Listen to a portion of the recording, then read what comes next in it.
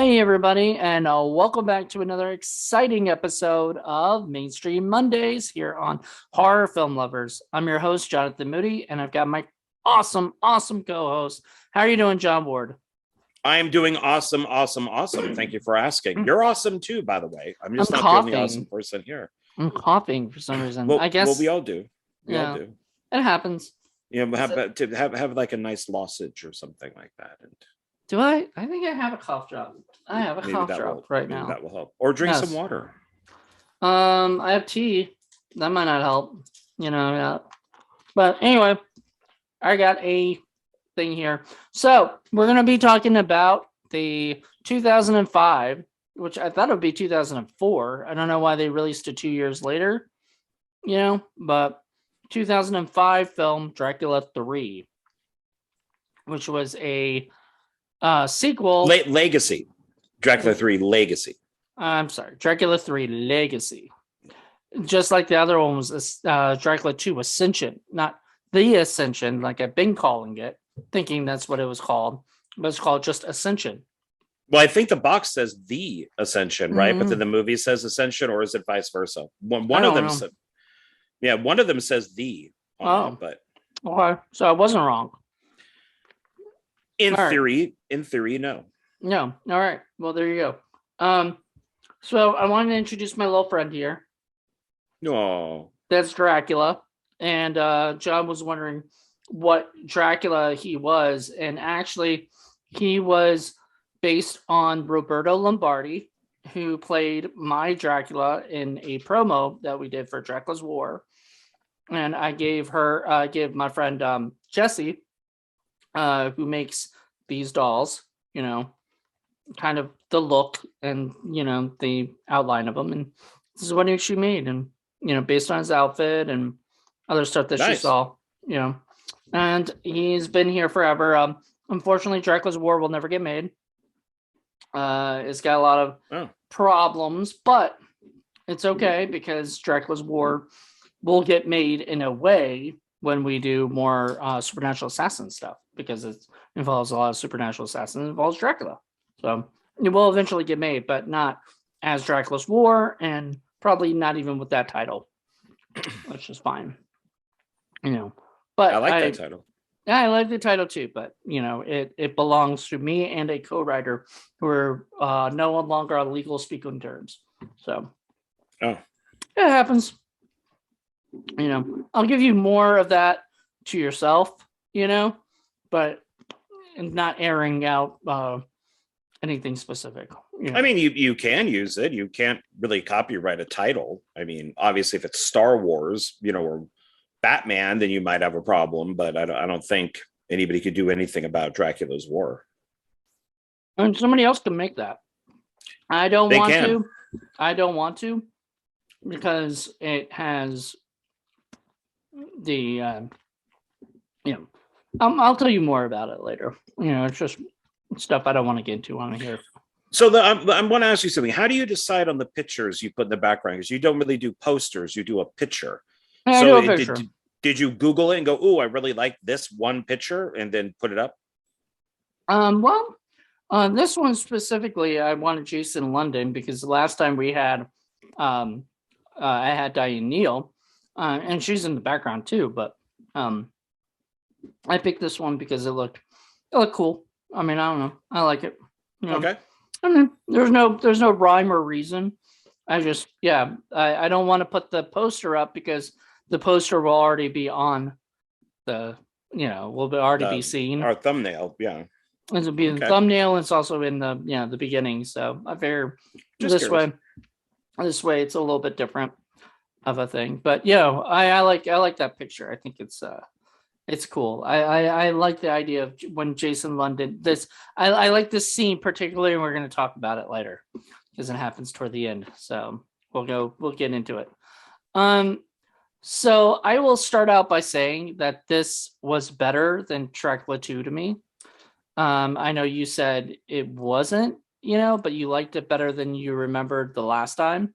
Yes. But it's still less, you still like it less than Dracula 2.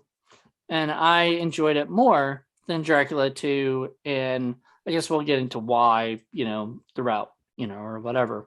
But there's a lot of things that I really enjoyed about this movie, that I was not expecting. I didn't know what to expect. So I had never seen this, as I'd never seen part two either. And this takes place like 5 years after, which Yeah, something like that. Yeah, like 4 or 5 years after. I think they said 5 years. Yeah, I have a bit of a problem with that, so I'll explain in a little bit.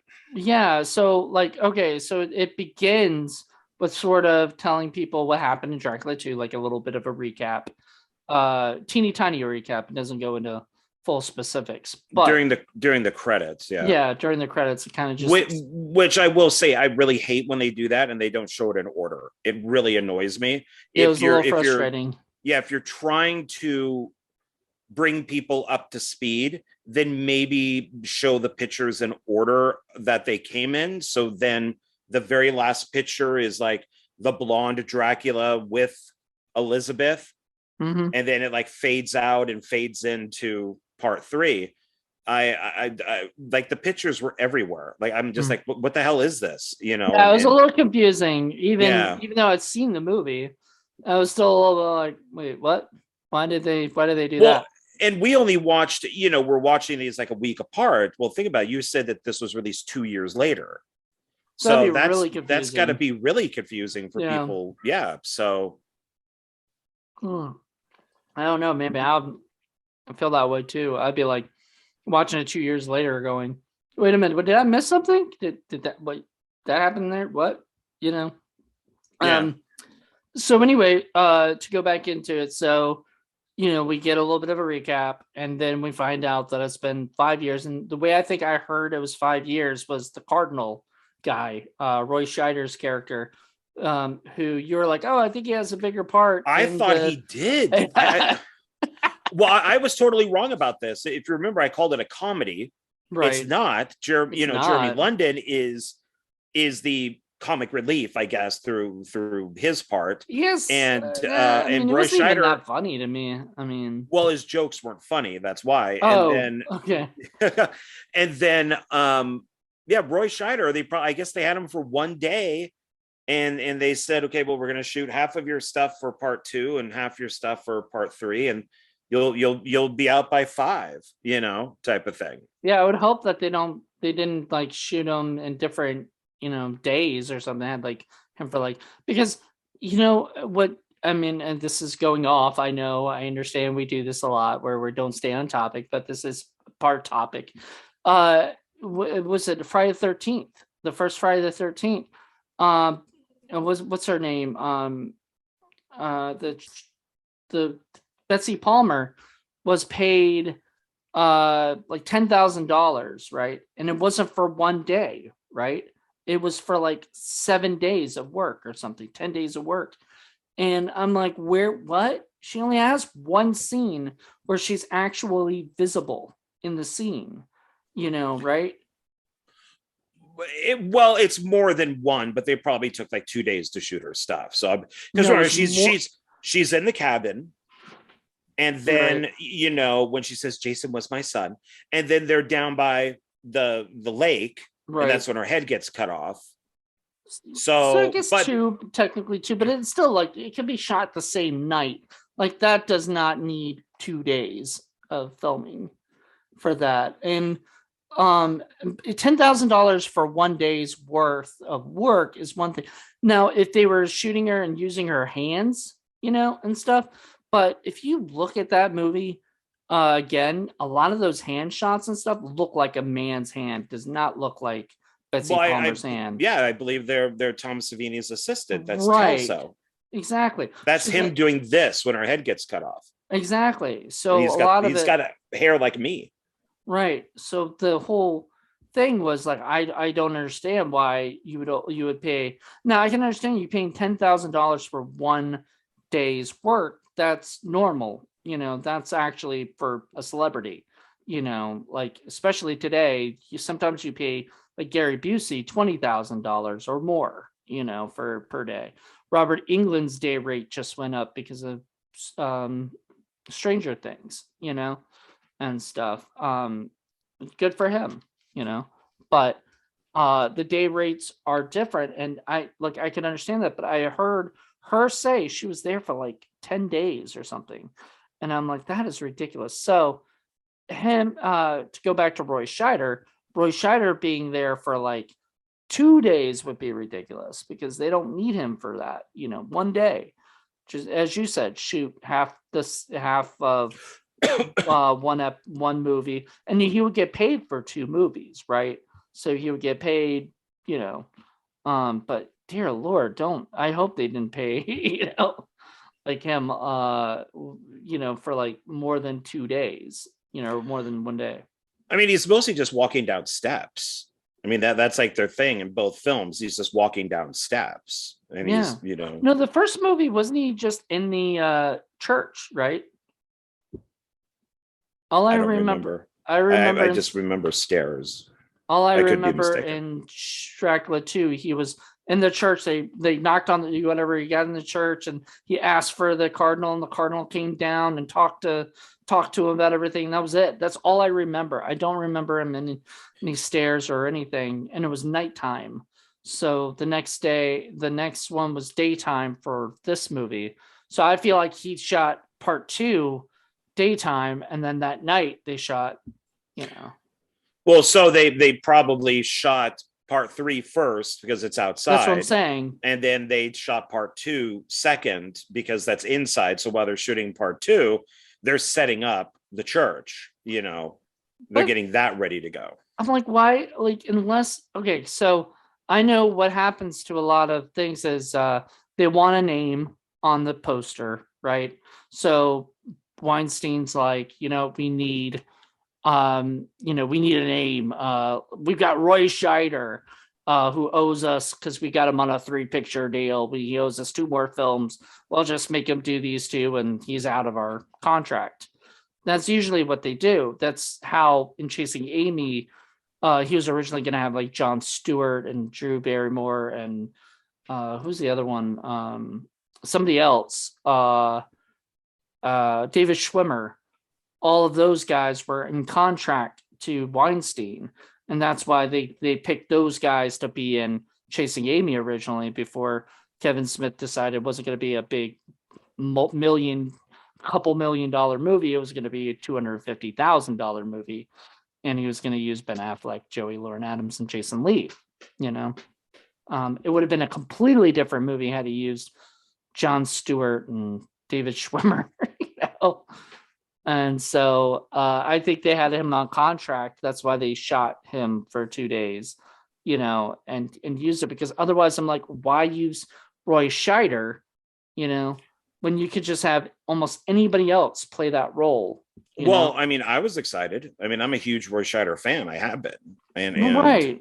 But it's so I don't know. I don't think he was under contract or anything. I think that maybe somebody knew him, or it was just going down a list of older actors who would be willing to accept X amount of cash, and his name was on the list, and they got him for a day or 2 and shot his stuff, and they were done.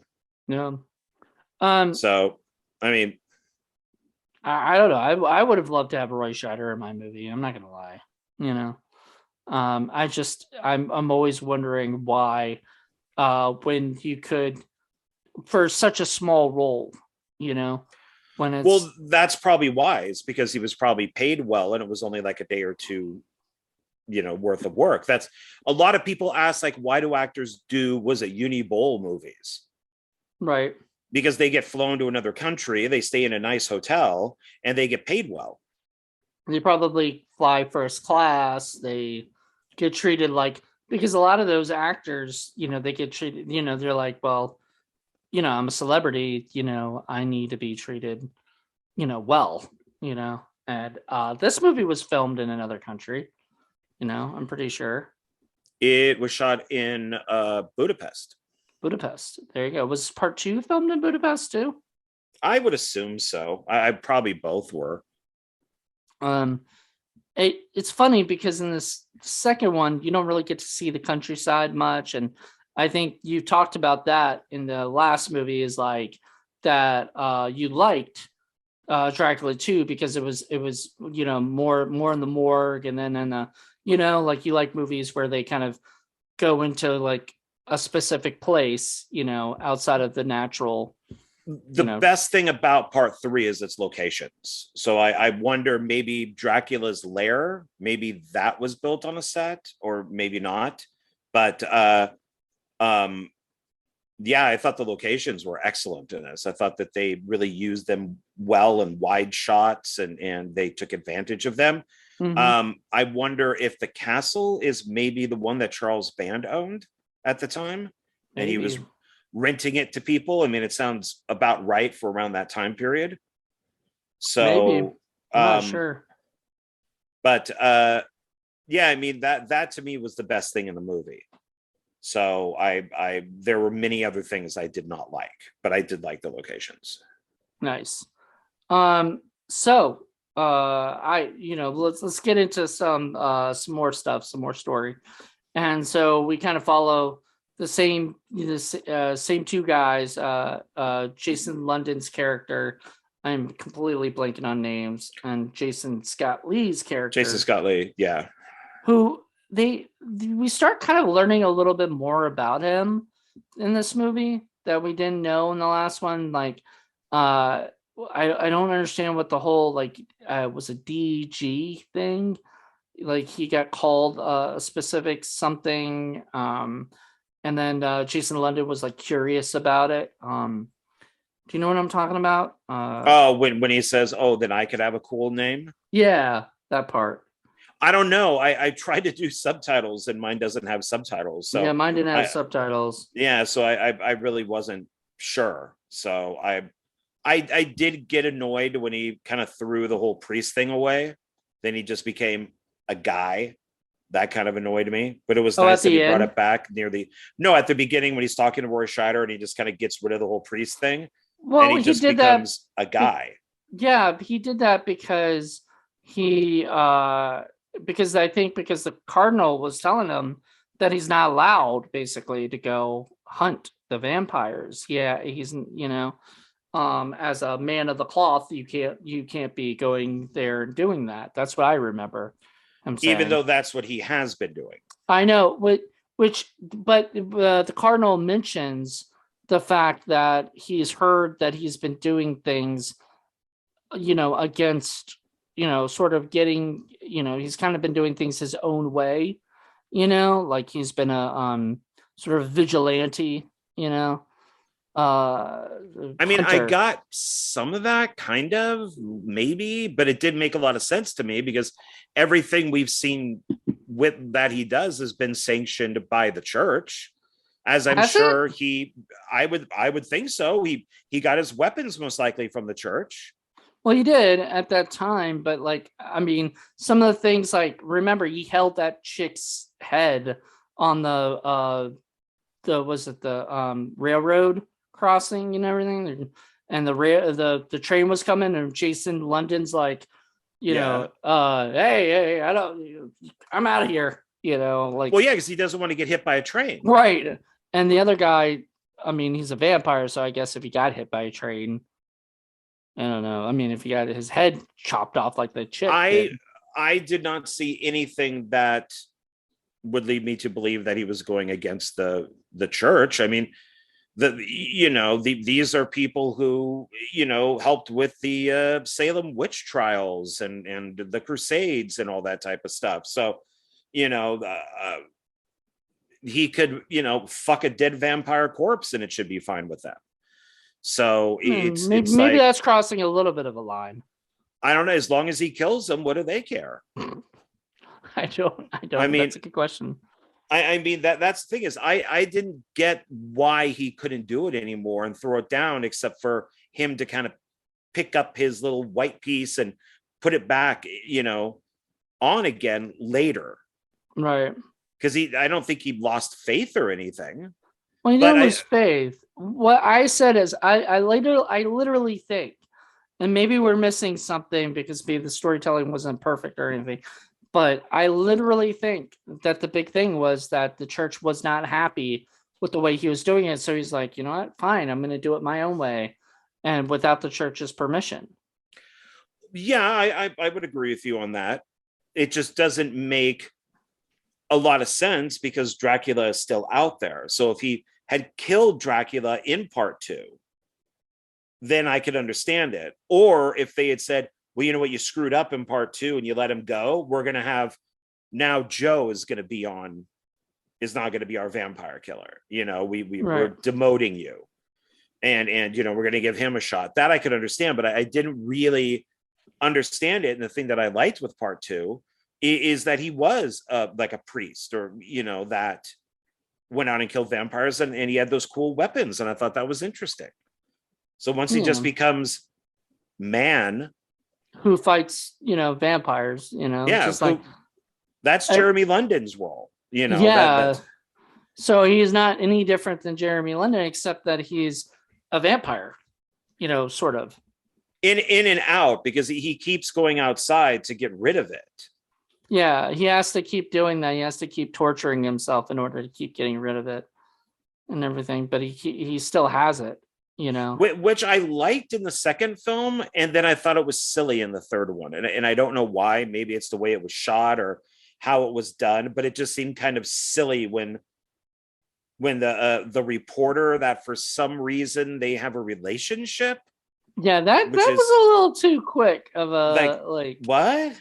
Like that was sort of like a little bit like I don't know. I don't really buy it, but I don't know. It didn't bother me. It just was sort of like, you know. I didn't understand it. I went back and I actually looked to see maybe if I missed something, and I didn't. It's their helicopter crashes, which is kind of cool. The news reporter, it's like a cameraman and then the pilot dies, and we spend an awful lot of time on him with a pilot with no name, and we know nothing about this dude, and he does some thing in the crashed helicopter, and then he takes him out, and then he buries him, I guess, on sacred ground so he doesn't come back as a vampire.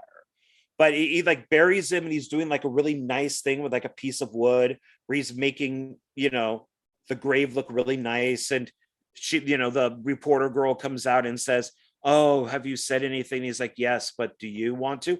Who the fuck is this guy? He's a completely unknown helicopter pilot that we don't even have a name for. And why are we spending all this time on him? Like, I know. Move on, cut his head off and move on. Padding. I guess so. And maybe that's their way of getting them two closer. But all of a sudden they're in love and he can't be without her. And I'm like, where did this relationship come from? So that's why I said my biggest thing in this is that I love the locations, and I really think that's about it. That the pilot guy, because if I remember correctly, because I mean it was a couple hours ago, but I just trying to think. There was he sort of you never get a name from him. There's no real backstory with them except that he was pilot. Yeah, and then he I guess he leaves for a little bit or something, like he's out there, and then Jason London's character and the chick, she's wanting to let him in, right? Like let him inside the. No, wait. You're getting stuff maybe confused. Okay, am I talking about another person? Yeah, there's the reporter woman, right? There's like the cameraman. Okay. And then there's the helicopter pilot. Okay. And the pilot is the one that where see, now you got me doing it with his name. I keep wanting to say Jason Lee. It's Jason Scott Lee. It's Jason Scott Lee. No, Jason Scott Lee. That he goes to the helicopter, he sees the guy's dead. He's like, yeah, there's nothing we can do. And then that cuts to something else. And then I don't even remember the plane crashing. Maybe it's very subtle. He looks up and he sees this helicopter kind of spinning around, and it does, and you never really hear it crash or anything. It just goes behind some houses. It was so funny. I don't remember that, and then I remember them seeing the people or whatever. And yeah, so then it's know. crashed, and the reporter guy is the really scared guy, kind of like big guy, and or the cameraman, and he's like kind of scared. And then we see Jason Scott Lee with the helicopter guy at the grave. He's at like a grave, and he's like giving him his last rites and all that stuff. That cuts to something else. Cuts back to him with the guy buried, and he's taking that piece of wood and he's making his grave look very nice for some reason. And that's when the girl walks up to him and says, have you seen anything? So the guy who splits, who goes somewhere because he gets freaked out, that's the cameraman. Okay, the cameraman. So I remember him. I don't remember the pilot, and I don't remember any of the plane shit. Great movie, huh? That you can remember. If you're not going to remember it, it can't be that good. I don't know. And I watched it last night, and you watched it today. I know. I should remember all this stuff. Maybe I just, God, I don't know. I don't know why I can't remember that shit. My brain is, maybe it's because I watched another movie too. So I'm like, like it's just like too much overload with my brain. I don't know. But I do remember, I remember the guy coming, the camera guy coming in and like knocking on the door of the church or whatever. It was a church or whatever it was. Yeah, they're in a church. Yeah. And he's knocking on the door and he's wanting to come in, and they're like, should we let him in? Should we not let him in? And then they do let him in, and he turns out to be a vampire, of course. Because, like what? I was wondering, can you fucking Jeremy London? Can you Jason London? Jason, whatever, whoever, whatever triplet he is. Well, no, because you're saying that because there's Jason Scott Lee too. So you want to say Jeremy London because you don't want to say two Jasons, but both of them are Jasons. I'll just refer to him as London. Okay, London. So London lets him in, and then he gets attacked and or whatnot, and then they kill off that guy. But God, I'm like, dumb in this movie. London is so dumb. Well, you said he was supposed to be the comic relief, and like, but he does. But Jason Scott Lee, he tells him constantly, "Don't do this." Oh yeah. So they're driving to the castle, and he sees the people being hoarded up to be taken to the castle for food, and he fucking stops. Drive on. That is none of your business. Mind your own business, dude, because he would have met up with them later on anyways. Right. And then it's the same thing with letting the guy in the church. Yeah, don't let him in the church. But see, he would have met him up with him anyway and had a car, because the biggest problem that he had was that the guy, they kidnapped I guess they bazookaed his car. They bazookaed his car, and the guy escapes. So yeah. And that's a London's car. Yeah. Yeah, and then Jason Scott Lee is looking at him, going, "Didn't I fucking tell you? Don't." He does it 3 times, and it's just like, dude, you're a fucking moron. And I have a problem with the guy being led into the church, because if they're going traditional, they have to be invited in. Not by a church. Not by a church. Churches are public spaces. Everybody's invited. That's the only thing. They do get that right. So a church, vampires, anyone's allowed to come in. You're and especially public places, including Highlanders. Highlanders can go into church too. No, but there can only be one, and they can't fight in the church. Oh. Okay, all right. So I'm saying, so that was okay. That didn't bother me, because I thought about that at first too. And I thought, wait, doesn't he have to be invited in? But basically, anyway, him opening up the door for the guy is inviting him in. He doesn't have to actually. I don't know. But, I mean, if you look at something like Fright Night, the mom invites Jerry in. Right. But that's a private housing development. So if somebody were, it happened with Lost Boys, the main vampire, the Edward Herman, says, "Well, you are the man of the house, and I'm not going to come in unless you invite me in," right? Which makes the audience go, no, oh my, we know that vampires can't be invited unless they come in. Then later they do all the tests, and they find out that once you've invited a vampire into your house, it renders you powerless. So that was in the Lost Boys. I don't think that's ever been used in any other movie, vampire movie. It's just been that if you invite a vampire in, they're allowed to come in anytime that they want to. Well, no, Fright Night. What? Fright Night. What happened in Fright Night? Fright Night, he's invited in. Right. But did it render him powerless to any vampires? No. He just has to be invited in. That's it.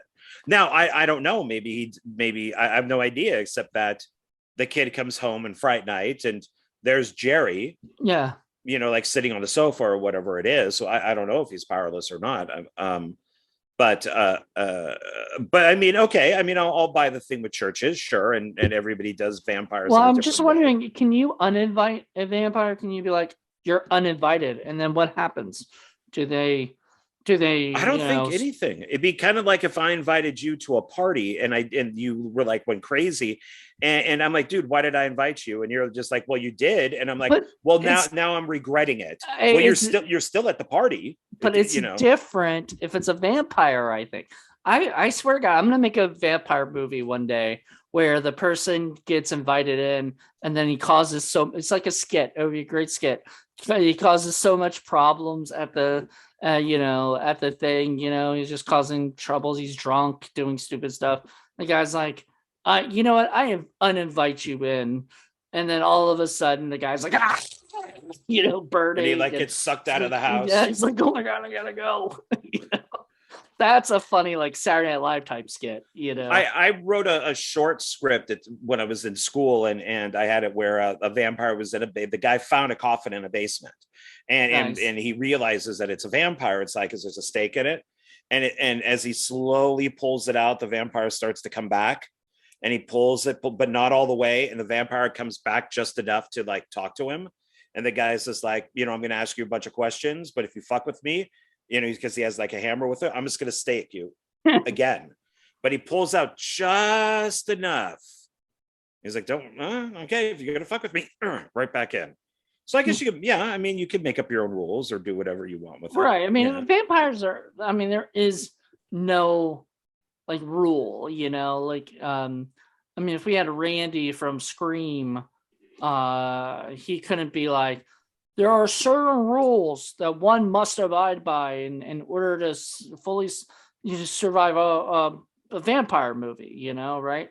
There's no real rules because all the rules sort of change, Well, because it's all fiction. It doesn't matter. Now, Randy talking about serial killers, that's something else because serial killers are real.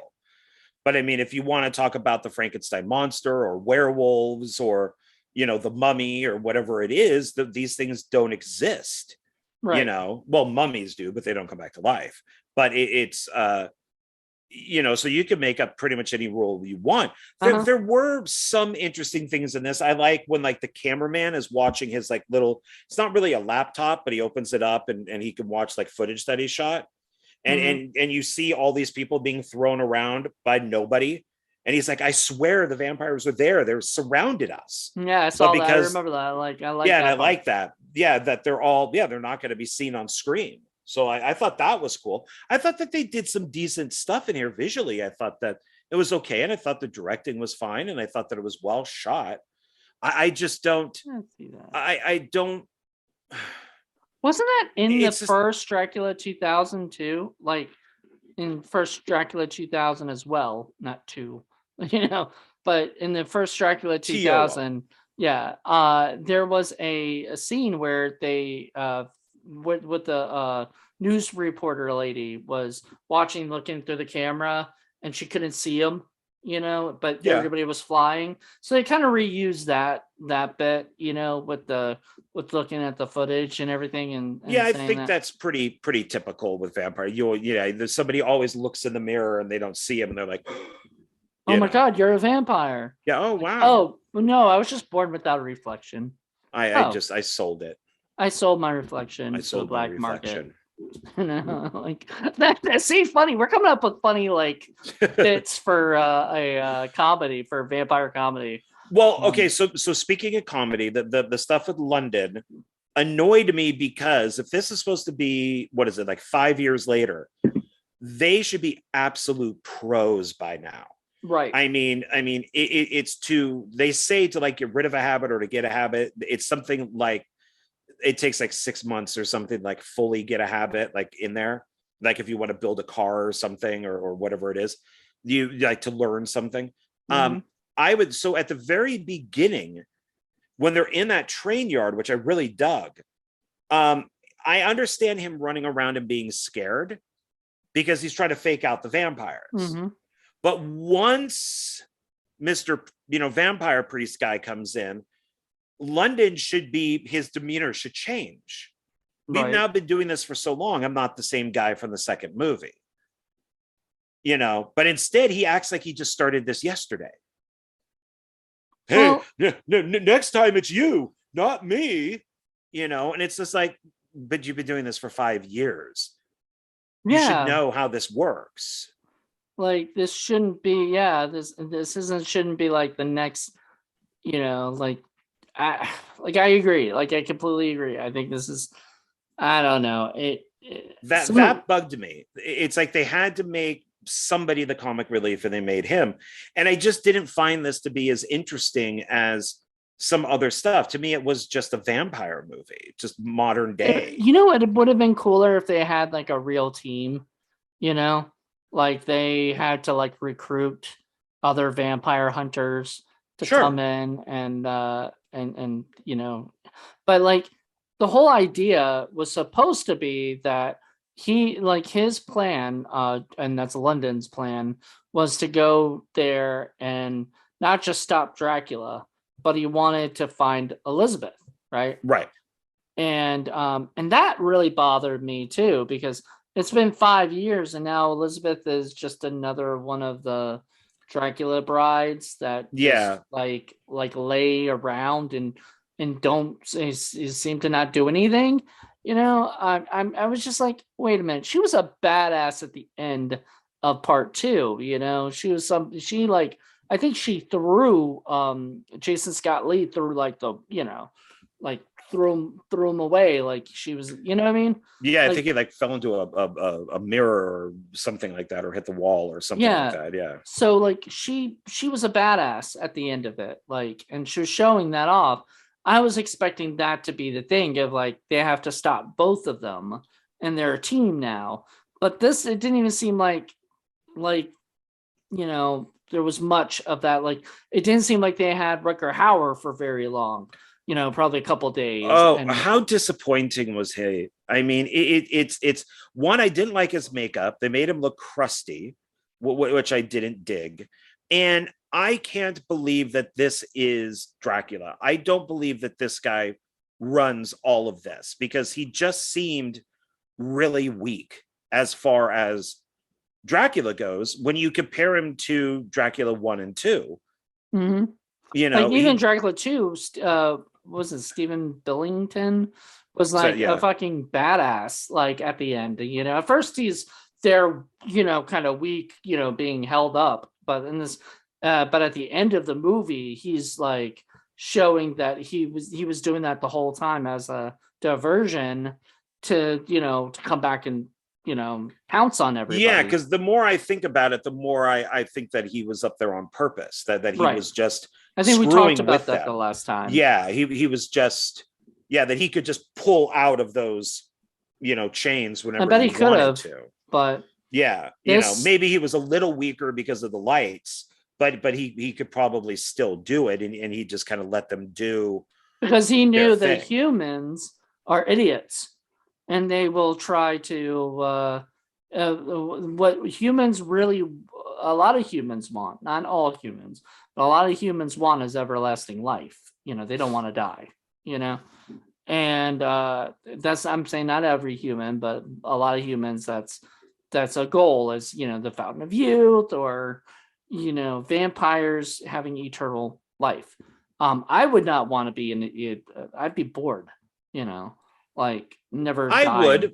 would, but it would matter what age I was at. If I was like, you don't want to be too young, but you don't want to be too old. So if you had to stop, I would probably maybe say something like 40 would be good. You're saying you wouldn't want to be 85 years old and be turned into a vampire?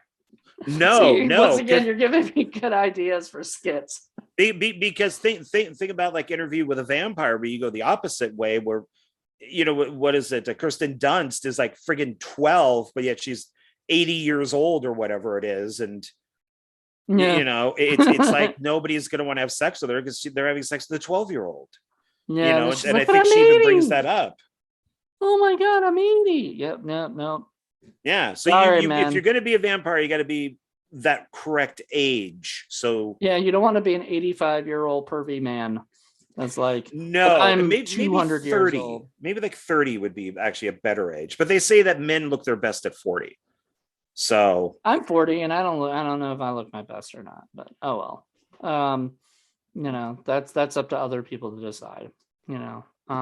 that's up to the world to decide. I know, yeah, not me. Because I'm not like that.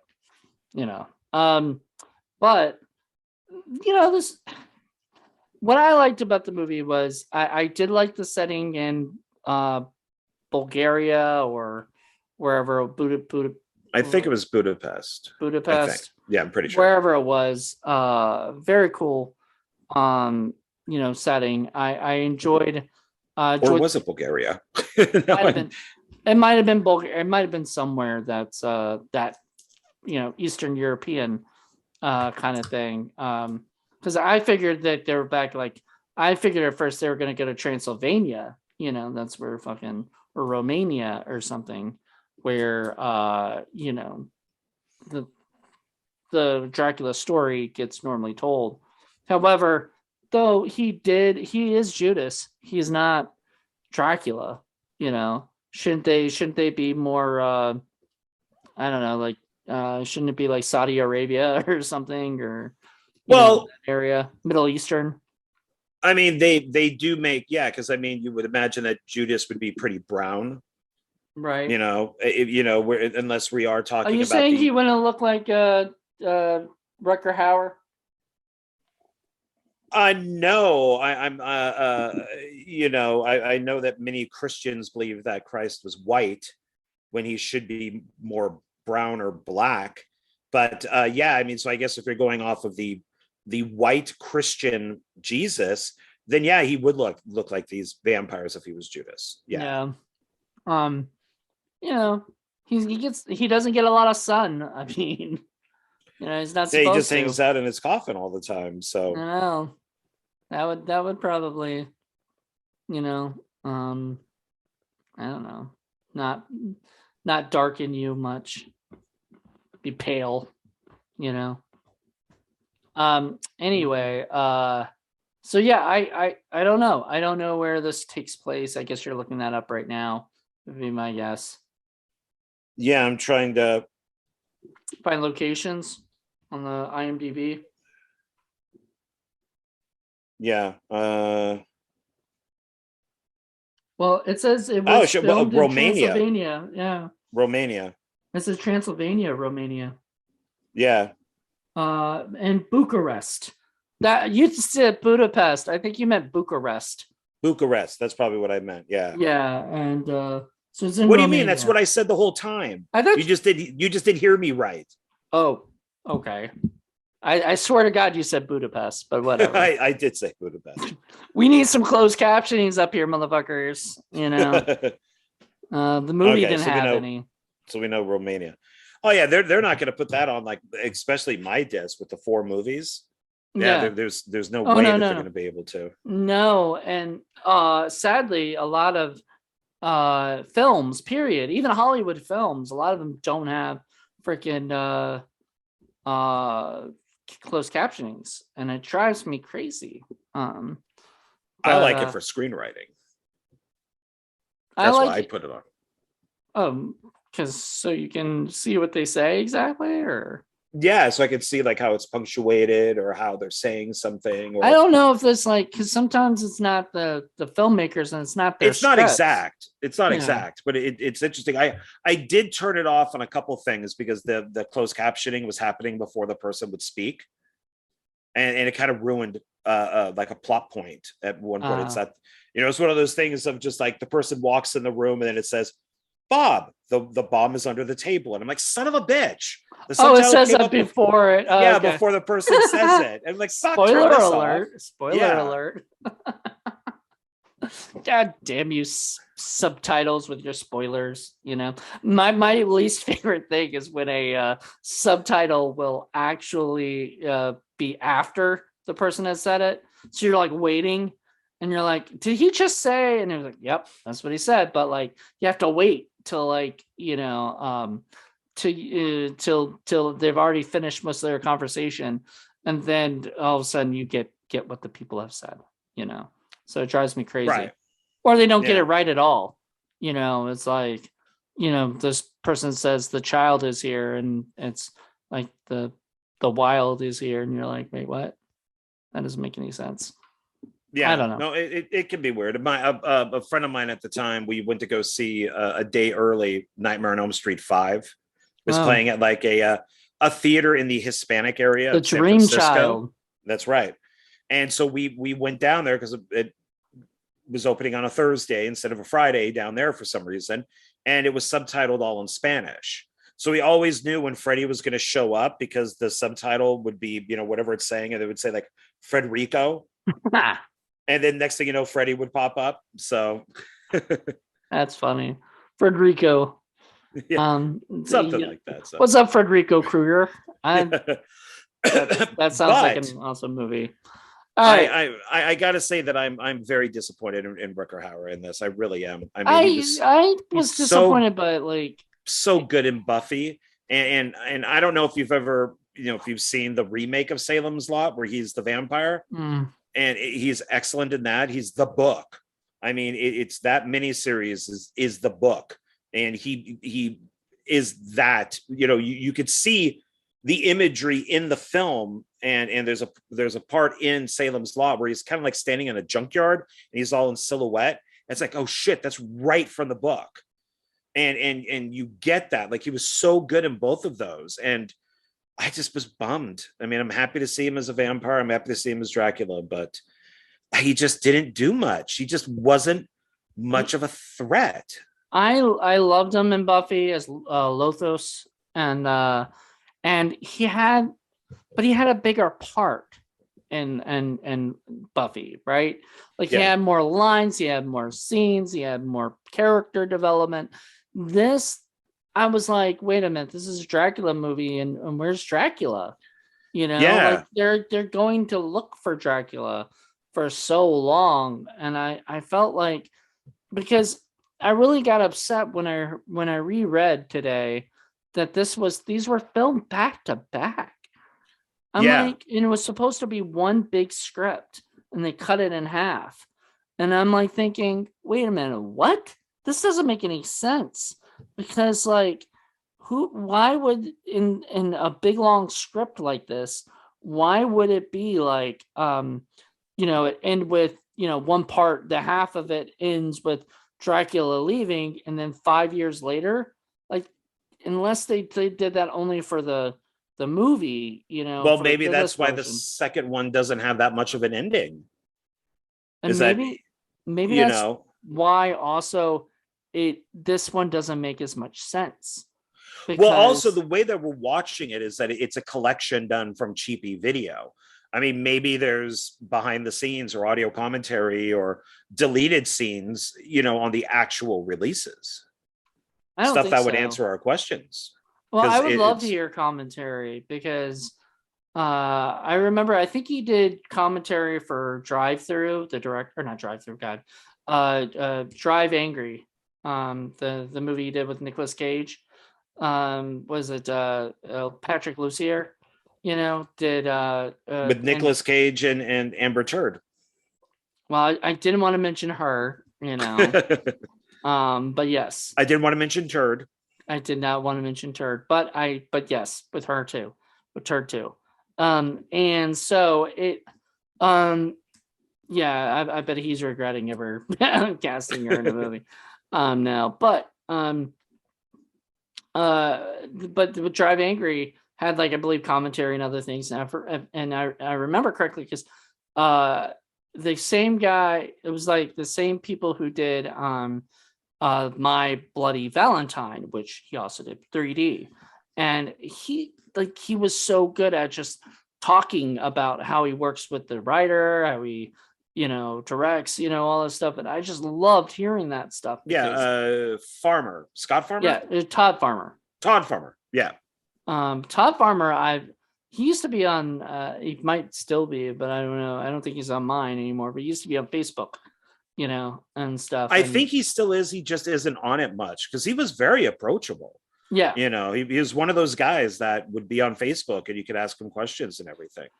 It's just now he's, Todd Farmer, he's not just Todd Farmer. He's Todd Farmer, the famous, screenwriter who's awesome and made Jason X, which is probably a lot of people hate that movie, but I fucking love it. I love Jason X. It's so silly. Awesome. It's so goofy and fun. I enjoy it. So has my favorite Jason look in it. Before, I don't like Uber Jason as much. I like the look before he becomes Uber Jason. I don't like Uber Jason as much, but I loved it. And so I enjoy Patrick Lucier's, I think that's how you say his name. And if I'm butchering his name, sounds about right. Yeah, I think so. Lucier, Lucier, something like that. Believe it's French, if I'm correct. What did you think of Trick? Did you see Trick? Who's Trick? Same director, same writer. Oh, I thought you were talking about a person. I was like, wait, who's Trick? What person? No. Yeah, like a hooker. You said, what did you think of Trick? And the movie Trick. What do you think of Trick? I know, but I literally thought that you were saying a person. Like, what did I think of, like, a person Trick that was in the movie? And I was like, wait, who? What? So okay, I'll rephrase it. What do you think of the film called Trick? I've heard of it. I have not seen it, and I want to. I just haven't. It is a Halloween movie, right? It's a. Yeah, I should probably rewatch it. I didn't buy into it. I was kind of frustrated with it. But I mean, I enjoyed it, but it frustrated me at the same time. I think I enjoyed it just because of who made it. But I think I got it from Dollar Tree too, because I remember that title and everything. I remember it looking like a Halloween thing or something. Yeah. So, like, Halloween movie, not like the movie Halloween, but a movie that's set in Halloween time. Yeah, I mean, the director of this, I mean, he's obviously very talented. I mean, he's done a lot of stuff, and he's one of those guys that knows what he's doing because he's a director, he's a writer, he's an editor. And he was the editor for Wes Craven for so long, like Scream and all that, and that's why this is connected in a way, because it says Wes Craven presents, but he didn't do nothing. Like, I don't think Craven did anything. It was like Craven was like, Dracula 2000, maybe, all right, I'll put my name on it. He got some money off of it, so also because he was like, it was sort of like, giving away the new car to your son, and you're like, oh, I'm gonna let Patrick, I think he had directed a couple other things for whatever, but this was his big thing. This was the big project, and everything. And let me put my name, and maybe people come see it because it's an updated version of Dracula, Sure. And then Dracula 2 and 3, they're like, well, this movie did well on, we've talked about that, probably did very well on video. Let's make these direct-to-video sequels like we do for all our movies, Hellraiser and Children of the Corn and all that other crap. That's where that Joel Soussan, is that how we think his name is? That's where he comes in. Poison, and I looked him up. Soussan. Man, would I love to interview him. He would be on my list of people that I want to talk to, because if you look at you know, and a lot of people find that stuff cheesy, Children of the Corn or what Hellraiser, whatever it is. But when you look at those types of movies and the amount that he's made, like he directed like Pulse 2 and 3 and all this, dude, respect. I would love to have him on One Filmmaker or just talk to him. Hey, look, if you get him on your show, you better get him on my show. And I don't normally like piggyback. Like I don't normally ask you, you know, I don't normally go, hey, oh my God, John got, you know, this person. I need to get that person on my show. But that is a dude I would love to interview too, because he is, or we could do 2 filmmakers interviewing one person. There you go. But no, anyway. Well, so Patrick Lucier, or how we, so he's gone to TV. Oh, as we have discovered with people. So he directed an episode of The Purge, the TV show The Purge. That sounds up his alley. Then there's Trick, a show called Into the Dark. I've heard of that. These are all that's Blumhouse, I believe. Okay. These are all like single episodes that he's done. Scream, the TV series. Yep. Then he did Drive Angry, My Bloody Valentine. He directed White Noise 2. Right after he did Dracula 3. Dracula 2, Dracula. Are you going backwards? It feels like you're going backwards. Yeah, he actually hasn't really directed that much. Yeah, I am going backwards. So the first thing he directed was Prophecy 3, The Ascent. Okay. And then he did Dracula 2000, Dracula 2, Dracula 3, White Noise 2. I like the first one. It's got Michael Keaton. My Bloody Valentine. Wait, was Michael Drive Keaton Angry. in White Noise? Yeah, I believe it was Michael Keaton. I don't think so. I know it was somebody, but it was I thought it was like. Am I wrong? Am I not hitting 100 today? Oh, it is. You're right. Okay, good. You're absolutely right. I was wrong. So I'm hitting within the park. Okay. Then Scream, the TV series, Into the Dark. Trick was 2019. And then he did one episode of The Purge, 2019, and a film called Play Dead. But he's primarily an editor. He's edited 30 films. So yeah. But he stopped a while back. For even editing? Yeah, Apollo 18, 2011 was his last one. That's that found footage film. Yeah, Drive that was Angry, from the My guy who Bloody did Valentine. Paranormal Activity, if I'm correct. Apollo 18 is really good. The Eye, White Noise 2. So he directed and edited White Noise 2. Red Eye, Cursed. My Boss's Daughter. Poor Cursed. Never name your movies Cursed or like, you know, something that's gonna like curse you from, you know, doing it. Like it just, you know, it's terrible. And he's got to be a protege. He's got to be like he's the guy who should have directed Scream, like Scream 5. You know, because he definitely seems to be a protege, because here's Dracula 2000, Scream 3, Music of the Heart, Halloween H2O, Scream 2, Mimic, Scream, Mighty Ducks 3, Doctor Who the movie. He directed Doctor Who the movie. Wait, what? Doctor Who the movie. But who did? He edited it. Yeah. Okay. Vampire in Brooklyn. Okay. Oh God! Then he did Galaxis with Brigitte Nielsen. Now he's got 4 upcoming films, by the way. One movie called Play Dead that's in production right now, and 3 movies that are in development. One's called The Wreckage, another one's called Surveillance, and another movie is called Galactic Derelict. And I'm wondering if that's Where are you looking? I'm looking at IMDb. I do not see that on IMDb at all. Go up to his top of his director list. It should say upcoming projects. No, it just says Play Dead. Right. Play Dead is an upcoming project. Right, but there's nothing else. I did say Play Dead, but there's nothing else there. It's The Purge and then Play Dead. You're on your phone? Yeah. Interesting, because mine does that, but I guess yours doesn't for my app. Well, do you subscribe? I do not. Okay. There might be to the side, it might say in development. Nope. Doesn't say a thing. Interesting. I don't know. No, that's exactly I can. This is what mine says. Well, I can't see it, and Yours looks different than mine. Mine's white. Yours is black. I don't know. Yep. I don't know, but it doesn't matter. So he's still working, which is good, but mostly as an editor. So good. This is our show. This is what we do. Yeah, people are like, wait, why are we watching them look at their phones right now? Like, Yeah. oh my goodness. Stay on topic. Stay on topic. Stay on topic. Stay on topic. I don't know. I like the guy. I like Todd Farmer. I like the stuff that they do together. I like Joel Soisen or whatever. Yeah, I like him. both of them. Yeah, so working together. There's this little team of guys that used to be, I guess, Dimension that made films that I enjoyed and wanted to know more about.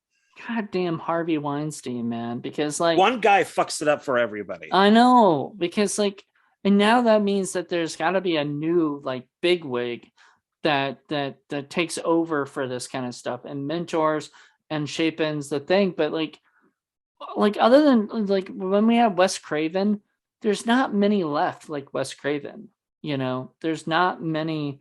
There's John Carpenter, but he's barely making movies, or whatever. There's nobody. Just music. There's I think Todd Holland or whatever his name is, the guy who did is he still alive? I think he might be dead. The guy did Fright Night. I think no, he's active on Facebook. Oh, is he? Okay. Yeah. Sorry, Tom Holland. I'm not trying to. But I don't think any of these guys would do that. I was thinking Joe Dante. Joe Dante is no longer with us and stuff, sadly. Joe Dante is? Joe Dante is still around? Yeah, maybe you're thinking of Toby Hooper? Well, I know Toby Hooper's gone. Oh my God. So all these guys are still here. Good. Yeah. They just don't do a lot anymore. They're just maybe that's retired. It. Sorry. I just have not seen you in so long. I keep thinking it's like that scene in Ed Wood. Like, oh, see, I thought he was dead. No, he's alive and well. No, Joe Dante does a lot of documentaries. Like he's always interviewed for documentaries, and he also does trailers from hell. Right, he does, and I'm friends with both of them. I think, at least friends with Joe on Facebook. Kind of like John Landis, but I don't see his stuff anymore. John Landis, I don't hear about him anymore. No. I think he's been slightly blacklisted because of Twilight Zone, so I don't think that people have fully recovered from that yet, even though it was a while back. But I think, didn't he still do work after that? He did. I just watched Beverly Hills Cop 3. Yeah, he directed that. So I don't think he's blacklisted. I think maybe he doesn't get as much work because of if you look at the work he did before Twilight Zone and the work that he did after Twilight Zone. Yeah, I mean it's I don't think that he got a lot of work after that because he's the director who killed 3 people. Not directly, but like in a way, I mean, there's you have to think about the person from that movie that Alec Baldwin was a part of, and everything, and like, is that director going to get any work after that, even though they may not have. No, remember the director was shot. I thought it was the other person that was shot. It was the camera person. He killed Baldwin shot. Because I'm still mixed on this. When Baldwin fired the gun, he killed the camera person, and the bullet went through and hit the director and wounded him. Oh. Okay. So it's Baldwin is the one who's not going to be getting work for a while. There's going to have to be, if Baldwin was just an actor on that, kind of like the guy who shot Brandon Lee, he would be scot-free. He'd be, this would not be his responsibility at all. But he was also producer. But because he was the producer. And he also, from what I've understood, he also actually was the person who like said that this is okay, let's do, what I mean? Like, and disobeyed safety precautions too. So yeah, but sucks. To my knowledge, Dracula III Legacy did not have these problems. No, that's a good segue back into the movie that we were talking about. Like I said, one of us always has to detour us back. Well, there was this huge explosion scene in the movie. I love the part where they get the bomb, and in their hand. They throw it up in the air and it just explodes. I am thinking about this movie, right? You're looking at me like, am I throw up in the air? Was I thinking of the other movie I just watched? What other movie did you just watch? Well, I watched a movie that damn it. No, I swear to God, there was the girl. Yes, it was this movie. So don't make me think I'm crazy. But there was that woman who's like waiting outside. So they go that stupid. The baby is the bomb. Yeah, the baby is the bomb. Yeah. Throws it up in the air and it explodes. Okay, I was like, oh wait, I watched an action adventure sci-fi movie, and that could have happened there too. Well, yeah, because the thing exploding was a completely different take. So that would be, it's like a different shot. Yeah. So there was nobody near that thing. So and I thought, how stupid! Once again, London being a dumbass. You have to stop and not listening Jeep and not listening to the guy because all he wants to do is help people. I'm like, Lee. No, London. No, Jason Scott Lee was the one who said keep driving. Yeah, but like the other guy didn't listen to him. But London, all he wants to do is help people, and he keeps getting himself like into deep trouble, deep shit because of it. Because of his need to help people or whatever. And then he's like, how could you dare like leave somebody there to die or whatever? And I'm like thinking, because that's not the mission, dude. That's not the mission. Stay on target. That's not the mission. The mission is to go get Dracula, and his mission is to find Elizabeth. All right. Well, so you've kind of convinced me that this is a worse movie than I remember it being. Because I sort of, when I was watching it, I was like, this is kind of fun. Like, I enjoy the Romania stuff. I enjoy, Budapest. Budapest. What? Budapest. Budapest. Budapest. Which rhymes with Budapest. And so if you made a song, you could do both. There you go. Right. I don't think that if somebody wanted to borrow the Blu-ray from me of all three movies plus Wes Craven Presents They, I would not tell them don't watch it. I'd tell them to watch all three. Well, I would definitely tell them if you're okay. So here's my take on it. If you could watch Dracula 2000 by itself completely and not need part 2 and 3, correct? Right? But if you watch part 2, you need to watch part 3 because it will, just like it drove you crazy to the ending where it just sort of doesn't end, it'll drive everybody else crazy. Like, what the hell happened? And this movie needs to be a movie that you watch. I mean, you could watch back to back, or you could watch a week, later. And it might still, both times it's going to confuse you because I don't think they planned it well enough where the movie makes any sense, No, because I was actually looking for the transition of Dracula. So if you read online, and it might be Wikipedia, is they say, oh yeah, it's what the director or writer or whoever it was saying. It's what they were calling Dracula's like transition. Right. But you never see it. So obviously that was made up because they wanted to use 3 different people as Dracula. And they're like, oh yeah, it's just 3 different actors, but we're going to say that they, like, I don't know, like Doctor Who, they regenerated into another Dracula. Good point. So I want to bring this up. I posted about Dracula 2 on my on our Instagram, on the Horror Film Lovers Instagram, right? That we had done it and to get people to go watch the video. Hopefully they did. But somebody said, one person who's Rotten Reels Reviews. Am I following them? I know of them. I am following them. Yeah. It says, as much as I wanted to badmouth 2 and 3, I did find some enjoyment in them, particularly Dracula regenerating like a Time Lord. So there you go. There's your like Doctor Who But thing. here's the thing. I'm going to say that he is incorrect because you literally see the Doctor regenerate Yeah. from one actor to another. In this, we didn't get that at all. And I don't mind them using the word that they use. That's fine. As long as they're honest and just say, oh yeah, we just want to use different actors. I mean, Right. that's so there's a different actor in each movie to keep it fresh or whatever.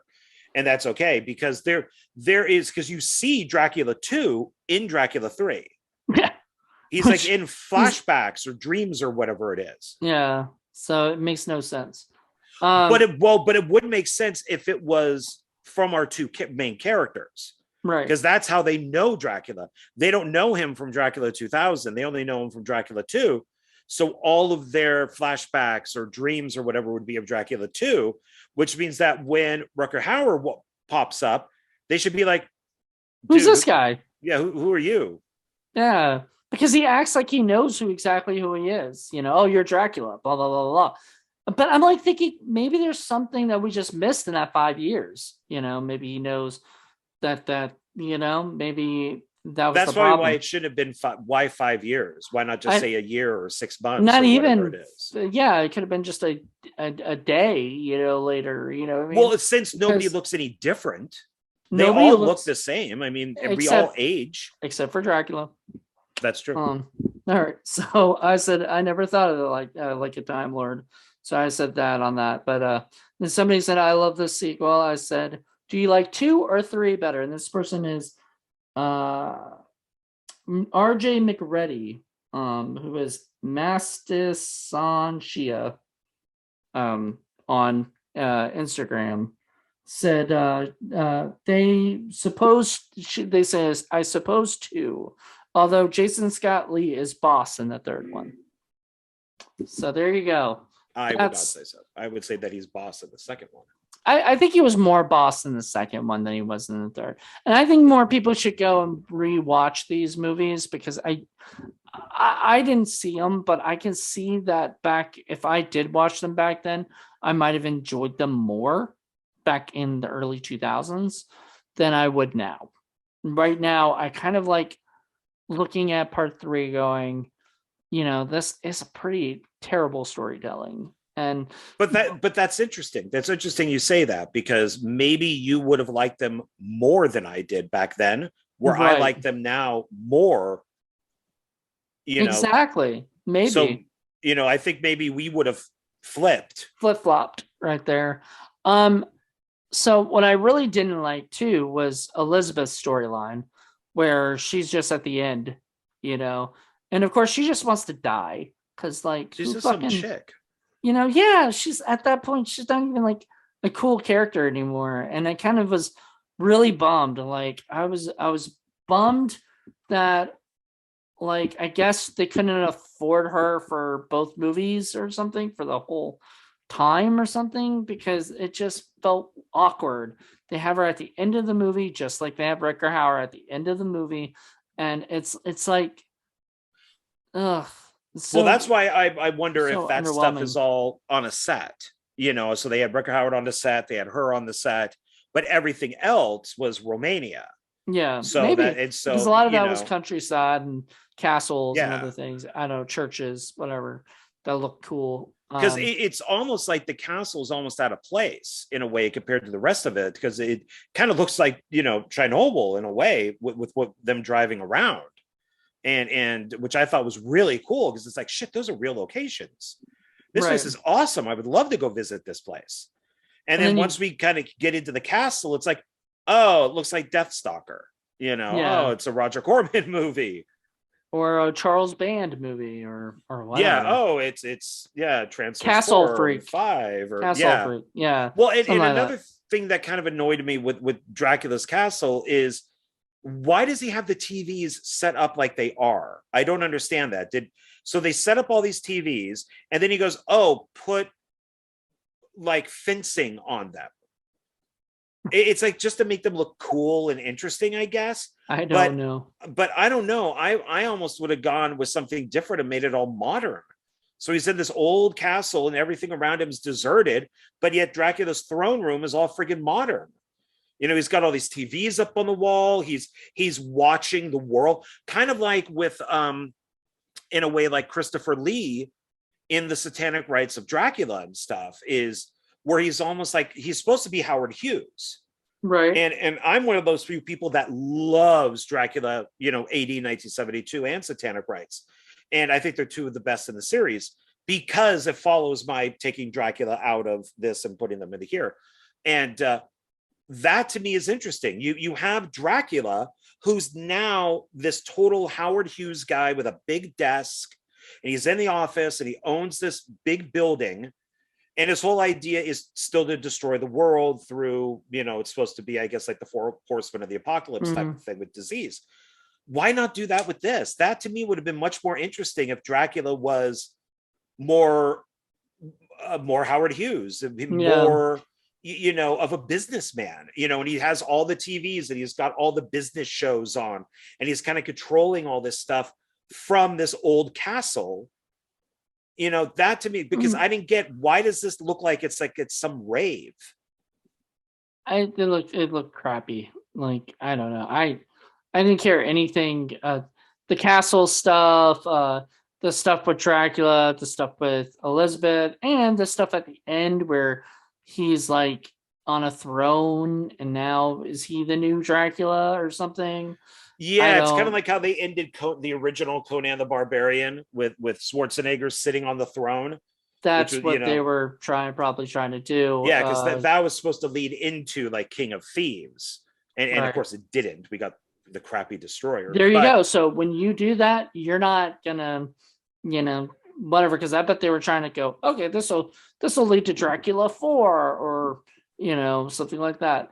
Yeah, but instead we got Dracula 3000, which wasn't even a part of this thing. I still think we should review that just because, but actually, well, so I did a review with John Johnson. I mentioned, not in the review, I don't think, but and just talking to him, that we were doing the Dracula 2000 movies, and he was like, "Oh, well, you got to do Dracula 3000," and I said, I was like, "That's not technically part of the franchise of the Dracula." He's like, "Yeah, well, to me it is." I mean, it really isn't, except that you have, Rutger Hauer, who's played Dracula 3 times now, and then you have Udo Kier, who's in Dracula 3000. So that would be only it, is that you have one actor who's played Dracula multiple times, but he doesn't play Dracula in Dracula 3000. If I remember correctly, I think he's just on a TV screen. If I'm remembering correctly, that's lame. Yeah. Oh man, why did people? Unfortunately, I know Rutger Hauer is no longer with us, so I know that. I can't. I'm not wrong on that. But like, why did everybody always give like really shitty roles to him at the end of like his career? Like, I mean, I understand he was older, and it was probably harder for him to do a lot of stuff. Like this movie really couldn't fight much. But it felt like he was in fucking Blade Runner. He was in, he had such a great, career. And then it just seemed like at the end, it's just like people just were like, okay, we can pay him some money and have him be like, I think a lot of, remember he was in that, was it Death Squad that we reviewed together? He was terrible in that. Yeah, and I really think it's the uni bowl thing where it's well, let's get Rutger Hauer and we can pay him X amount of money. We'll put him up in like a nice hotel. We'll fly him out. We'll pick him up in a limo. Take him back in a taxi cab, and these guys get treated really well. Like look at Danny Glover is in a lot of this stuff. Yeah, well, Death Squad as well. Death Squad, yeah. And Melanie Griffith. Well, it was Melanie Griffith. Daryl Hannah. Daryl Hannah. In all these terrible movies, and I kind of feel bad for her. Yeah, they just get paid well. They just get paid. Obviously not getting paid millions of dollars, but they're getting paid enough to pay off mortgages or buy that extra car or whatever. Remember, Nicolas Cage was, at one point was doing that, and then now he's out of debt. So hopefully he'll be making good movies again, I think some of his best movies is when he was in debt. I mean, stuff like Mandy and I mean, the color of space and all that stuff. I thought was excellent. Yeah, I love the fucking Willy's Wonderland. Oh my god, that was. If you haven't seen that one yet, that is a fucking treat of a Mom and movie. Dad. I've not seen Mom and Dad, but I want That's to. a good one. So There's it's a lot of good Nicolas Cage movies, but see, I mean, because he kind of makes fun of that in his movie where he plays himself, because people expect him to be Cage, at that particular, you know what I mean?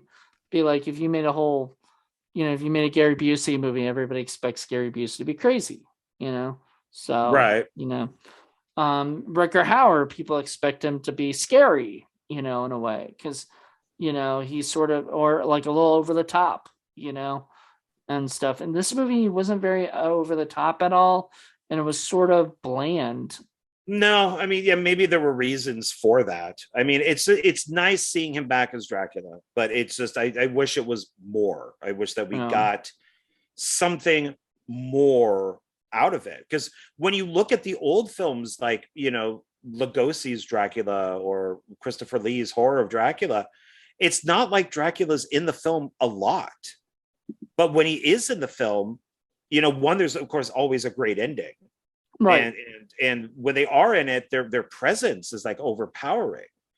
And for me, that just wasn't Rutger Hauer in this. He just wasn't, I thought the guy from Dracula 2000 was better. And then I liked my blonde Dracula, I thought was good. Yeah, you thought he was good because he was kind of scary in a way, Yeah, I mean, it was intimidating factor. Well, Universal Monster-ish. I always kind of thought of him as like the creature from the Black Lagoon, from like, the creature walks among us, when he's a science experiment. Yep. And they have him in the clothes with the shackles around his leg. Yep. Yeah, they got him. Yeah. So strapped up. So yeah, you're right. Absolutely. Yeah. Which is funny to have Dracula being creature from the Black Lagoon. That's interesting thought. So right there. But this one, it just sort of was, I don't know, like originally when I watched it, I probably thought, it seemed kind of fun and whatever, but all in all, like thinking about it and talking about it, it's made me think less of it, because you're right. There were times where I couldn't even remember shit. Can remember the plane. I mean, that doesn't sound like a good movie. And I started thinking about like, does that mean I'm wrong? You might have looked away. It's possible that maybe you looked at your phone or something at that moment, because it really is fast. Is that he hears something, he looks up and it's kind of doing this, and then it just goes out of frame. Probably was that. I probably looked down or something and I missed it for a second. But I don't even remember the grave. And I know I didn't like walk away from the TV for a while or anything, like and leave the TV on. So I literally must have just missed shit. I'll have to rewatch it just to see those scenes and not feel like I missed the movie. But like that I mean, I remember everything else. Like I remember the bomb and you're confused. But I forgot it was in a baby. I was trying to remember what it was in. I remember it was in something. Well, baby bomb. One thing we didn't mention, I did like the circus vampires. Oh my god, that was probably what I loved. Like that's what I like. That the guy was on the stilts. Yes, and then the other little dude that like flew out and was like trying to bite the people. And I was just like, man, there's a dude on stilts and a midget, running around trying to bite people. That's just awesome. Like, yeah, and that's very Hammer, because for like Vampire Circus and some of these other ones they did, where they would go from village to village and they were a circus of vampires that would be killing everybody in the village. That was awesome. I forgot about that, and I did want to talk about that. I just didn't write any notes or anything. I just totally forgot. Yeah, because it's a scene like not even in the middle. It's more in the beginning of the movie. So like the rest of the movie sort of fucked up the whole thing, because after that I'm just like not even thinking about it, or whatever. But yeah, that scene was amazing, and I just kind of wish there was more stuff like that where there were cool. Like I think we talked about this in the last one. There wasn't in Dracula 2. There wasn't a lot of like vampires attacking. There was like 3 or something, like there wasn't that many. It was more Dracula and we had the 2 chicks at the beginning. There's 2 the chicks in black the guy near beginning. the end. Yeah. But remember, you Then even said something there about was that. the friend who got bit, Yeah. and then who they buried in the backyard. So there were like four or five, something like that. But they're But they more were in this just one spaced for out. sure. And it Oh seemed yeah, more because of that this. orgy. Yeah. Yeah. So there's a couple things like that. So it felt, I don't know. Like this one felt more like what I would have liked number 2 to be more like. But then when I rewatched it, I think I like 2 a little bit more now. Yeah. So Oh wow. Okay. that means, or maybe tied, because I'm trying to think of my score, and I don't think I could give it like a 2, because I think I gave Dracula 2 2.5 stars, if I'm correct, right? Didn't I give it pretty low? I want to say I did. That sounds right. I know I was going to give it 4, but I gave it 3.5 because it didn't have an ending. Yeah, and I think I gave it 2.5. And you were shocked, and now you're shocked. You're shocked again that I am Birdemic, shock and terror. I'd probably give it 2.5. I tie it, like. So part 3 is also 2.5. Yeah, I think so. I Oh, think wow. so. I don't know, because it's tough, because I can't give it 2. It's not too worthy. Like, to me, it's not that terrible of a movie. Like, it's kind of enjoyable enough where I could watch it again, but it's not a good movie. But we're reviewing it, so we're nitpicking the shit out of it. If you were just a regular viewer and maybe you saw this on Tubi and you're like, oh look, there's like a Dracula trilogy, and I've seen the first one. What if you were just Joe Blow and none of the stuff that we're talking about totally matters? You're right. Well, if I were Joe Blow, I would recommend the movie, especially, like I said, watch 2 and 3 back to back or something. You can watch 1, 2, and 3 probably as a set, and it would be fun. The third one doesn't ruin the second one necessarily. It just no, doesn't. and it does have a beginning, middle, and end. He's not the priest at the beginning; he is the priest at the end. We do get the death of Dracula, unless they made a part 4. It actually has more of a beginning, middle, and end than the second one does. Right. It has a beginning, middle, and end for sure, because it like starts out 5 years later, and sort of like there's a middle to it. There's the end where he's now taking over the throne of Dracula, and his eyes have turned from red to blue. So what does that mean? I don't know. Is he no longer a vampire? I don't know. Well, it's weird because when we see him sitting there and the camera's coming up on him, his eyes are like red, and then it cuts to a different shot and they're blue. So I don't know. I thought they were blue from, like I thought the whole idea was that he's become human again or something by killing Dracula. Like he's not a Highlander. But he's become like forgiven. Because that was a whole speech shit that he did. Like, I'm gonna forgive you. You've been forgiven, and shit like that and stuff. And I'm like, wait a minute, what? Like, did Dracula need to be forgiven? Like what? Like when did this become a thing? Well, if they still go off the Judas thing, it's just God that has to forgive him. Nobody else has to.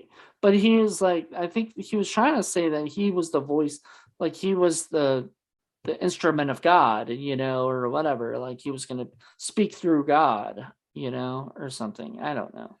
Well, he's not the devil, he's not Damien, type of thing. Are you saying Dracula's not Damien? Yeah. He kind of is. He's kind of the devil. He's killing people and having orgies and shit. I don't know. He's the devil. So are you saying? I mean, I don't think anybody who has an orgy is a devil. I'd say that Oh they're pretty no, but awesome, actually. I'm I'm not saying that. Don't put words on my mouth. I'm saying he's there having blood orgies with with these Nothing wrong other with that. vampires. That I don't think the Christian God would be okay with these things. Romans did that shit all the time. Yeah, they weren't probably allowed. They weren't supposed to. Do I need to get on my atheist soapbox and explain God here? I don't know. I don't. I can't. Whatever. I'm not getting into religious debate or religious chat. I'm just saying that I think that he is sort of like when he's murdering people and killing people, or then turning them into vampires to go and kill other people. Attack other people and stuff. I don't think that he's an instrument of God. I don't think he's a good guy. I think he's the devil. Well, that's what I'm saying. Well, no, but he's not the devil. He's a vampire. There's a difference. Oh, okay. Oh, if you okay, you're saying specifically he's not the devil. He's not Lucifer. Right. He is Judas. He's yeah. He's not a fallen angel. He's not, Yeah, he's a human that became. And plus, Damien was the devil's son. He wasn't actually the devil, but that's what I've never fully understood that shit, because there was no actual, like, in any of the Omen movies, which we could do at some point if you wanted to on being. Oh, I love the Omen films, so I could. But there was no those. There was no. The devil never came up and said, "Hey, that's my son." No, but Jesus was there. Was he? Yeah. Which movie? Part 3. Oh god, that's one of the ones I haven't seen. It's my favorite one out of all of them. It's got Sam Neill as Damien. Nice. Best role he's ever done. You take that back. I will not. I love my Jurassic Park, and I will forever.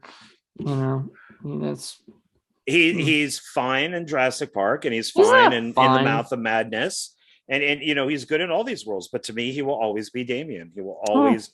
That's fair enough.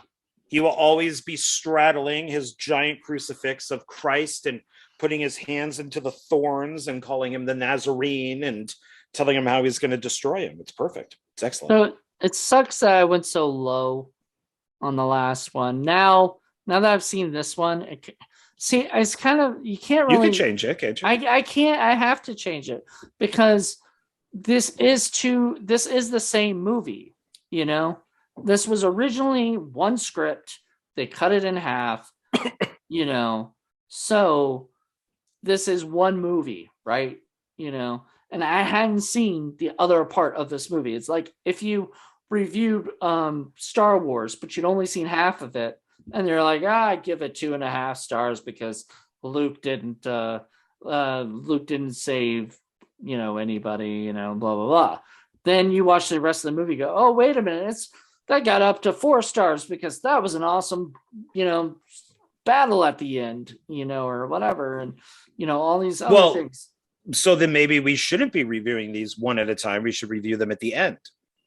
No. It's okay to review the movie if it's a whole movie. That's what I'm saying. Like, and not that if it's a trilogy, but like if it's a whole movie, like part 1, Dracula 2000 was a whole movie. It wasn't like half of another movie. This was half of another movie. Sure. So this technically was one movie, like one 3-hour long Quentin Tarantino style movie, Right. And no, I trust me, I get what you're saying. And I read the same thing on IMDb, is that it said it was a long script that was cut in half. I just don't see where they would cut it in half. Because it's the endings don't make, the ending and the beginning don't make sense to each other. So something's missing. Something is not there to make it. Maybe they kind of meddled with it and were like, well, people aren't going to understand this, so let's fix this. And then they totally made it so people don't understand anything. I don't know. I can't say. So whatever. Anyway, point is, I have to look at it now and say that after watching this one and having seen the second one, I will knock up my second one to 3 stars, right? Instead of 2.5. and this one to 2.5. So this one's lesser than the other one. Okay. And I'm not going to have a tie because I actually do think that the second one was better. So there you go. Wow. Yes. It's like the Force with the droids. These are not the droids you're looking for, and said this is the second film is better than the third. The second film is better than the third. It like I don't know. Like I guess I don't know. The second film is more interesting. It's more interesting. And I did say the second one bored me, but it really it had enough interesting stuff to keep me watching. Obviously, you know, right? I didn't write to you go, oh my god, I'm so bored by this movie. So when I said that, I guess I was wrong. You know, necessarily. So I admit when I'm wrong. Wow. You know. But yeah, this wasn't boring either. Like this had a lot of good stuff to it. You know, it kept me engaged, except it just wasn't. And just Rutger Hauer, everybody it felt lame, you know, compared to the first one or the second one. For me, the third one was like blip, blip, blip. It was like every once in a while we got some good stuff. Yeah. Otherwise, it was kind of flat throughout the whole thing. So if I gave out of 5 stars, if I gave the first one, I believe 4, and then I gave the second one 3.5 because it didn't have an ending. And then I'm gonna have to give this one 2. I'm gonna give this one 2. Yeah, and I could maybe go 2.5. I'll go 2.5 because I like the locations. Okay. I'll go 2.5 for locations, but yeah, I can't go much higher than that. So we both gave it 2.5, which I think is a fair assessment of it. You know, I say see it for the locations, exactly, and Rutger Hauer for, you know, because he is who he is. All right. Well, there we go. So, do we want to tell everybody what we're doing next? Do you remember what we're doing next? I do believe we are doing what would technically be our last Kevin Williamson kind of thing. The what? Yeah. Semi, you know. Yeah, so it's what is it? Disturbing Behavior? Disturbing Behavior, starring Katie Holmes, which is the only connection is Dawson's Creek to Kevin Williamson, but it really doesn't have much else. I haven't seen the film in a very long time. I have it on Blu-ray, but I think it's probably Echo Bridge or one of those guys who released it. So I don't know. Maybe somewhere in the background we'll see somebody who's connected to Kevin Williams. Who knows? Well, like I said, Katie Holmes is connected to him. You know? No, but I'm talking about like somebody else because you said it's the only connection. But who knows? Maybe somewhere in the background we'll see somebody who's, you know, connected. Maybe somehow. All I remember is Nick Stahl, who I love to death. He's in it. Jared Leto's in it, right? No, James Marsden. Oh, is it Marsden? Okay. Yeah, the guy who was in X-Men. He was right. Yeah, Cyclops. Cyclops in X-Men. He's the main guy. Oh, the chick from what is it? Well, I mean, this has nothing to do with Kevin Williamson, but the chick from Ginger Snaps is in it. Ginger from Ginger Snaps. Okay. She's also like American Mary, and I think, you know, a bunch of other stuff. Yeah, Freddy versus Jason. And Freddy versus Jason, yeah. So yeah, but she's in it. So there's a couple people, you know. Yeah. But aside from that, I don't think there's much of a Kevin Williamson thing. But it's like, you know, we can say the Katie Holmes connection there and kind of leave it like that. You know, because she was in Teaching Mrs. Tingle as well. You know, so you know, there's Dawson's Creek, of course, and Dawson's Creek, which you know, we're not going to review Dawson's Creek because there's nothing to do with horror. Oh hell no, that takes way too freaking long.